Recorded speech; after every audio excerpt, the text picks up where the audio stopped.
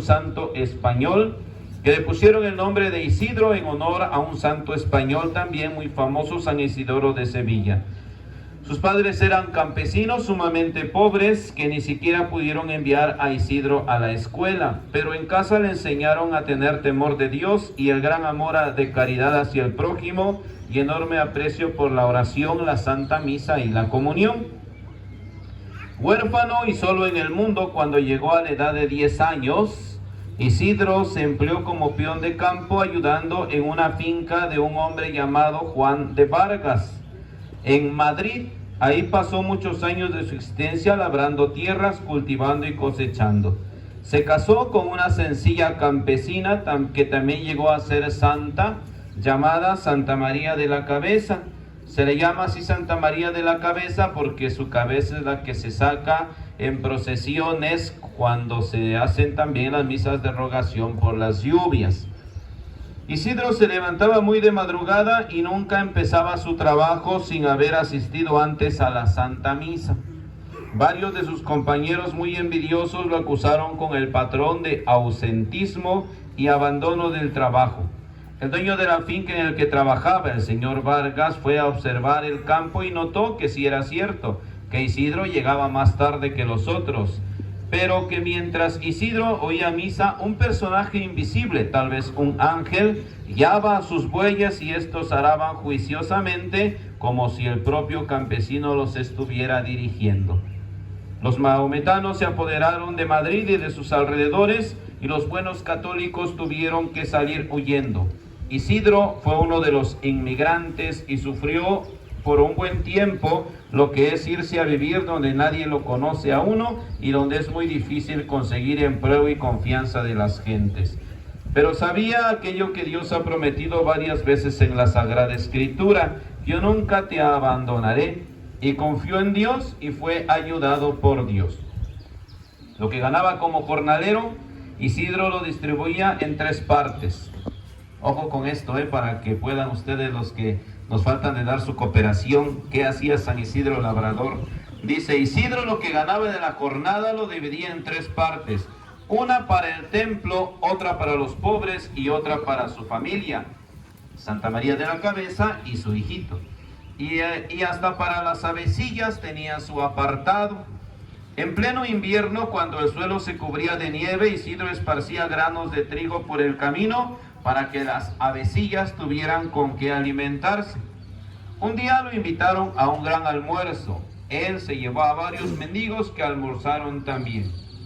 Cuando llegó ahí a la mesa, el dueño del lugar le dijo que lo había invitado a él solo y no a los demás mendigos. Entonces Isidro compartió solo de su plato de comida y alcanzó y hasta sobró.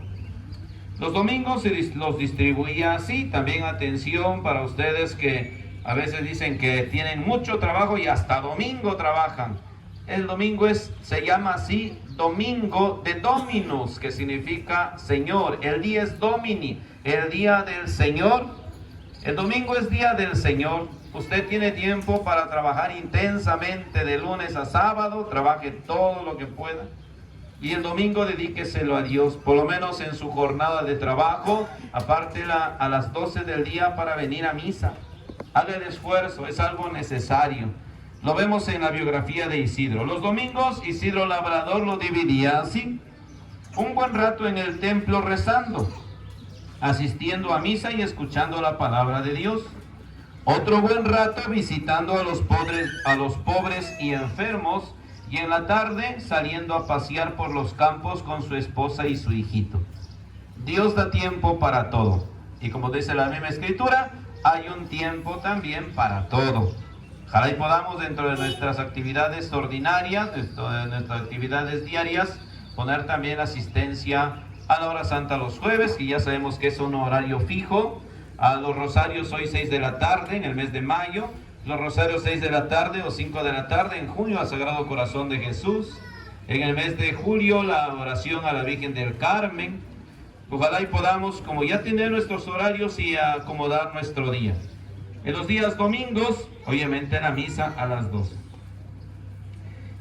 Un día, mientras Isidro Labrador paseaba con su esposa y su hijo, dejaron a su niño junto a un profundo pozo. Pero por un movimiento brusco del niño, la canasta donde estaba cayó a lo profundo del hoyo. Alcanzaron a ver esto los dos esposos y corrieron junto al pozo, pero este era muy profundo y no había cómo rescatar al niño. Entonces se arrodillaron a rezar con toda fe y las aguas de aquel pozo fueron subiendo y subiendo y apareció la canasta con el niño y a este no le había sucedido ningún mal. No se cansaron nunca de dar gracias a Dios por tan admirable prodigio. Después del exilio, volvió Isidro a Madrid y se alquiló como obrero en una finca, pero otros peones, llenos de envidia, lo acusaron ante el dueño de que trabajaba menos que los demás por dedicarse a rezar e ir al templo. El dueño le puso entonces como tarea a cada obrero cultivar una parcela de tierra, y la de Isidro produjo el doble que las de los demás, porque nuestro Señor recompensa con piedad y generosidad. En el año de 1130, sintiendo que se iba a morir, hizo una humilde confesión de sus pecados y recomendando a sus familiares y amigos que tuvieran mucho amor a Dios y mucha caridad por el prójimo, murió santamente.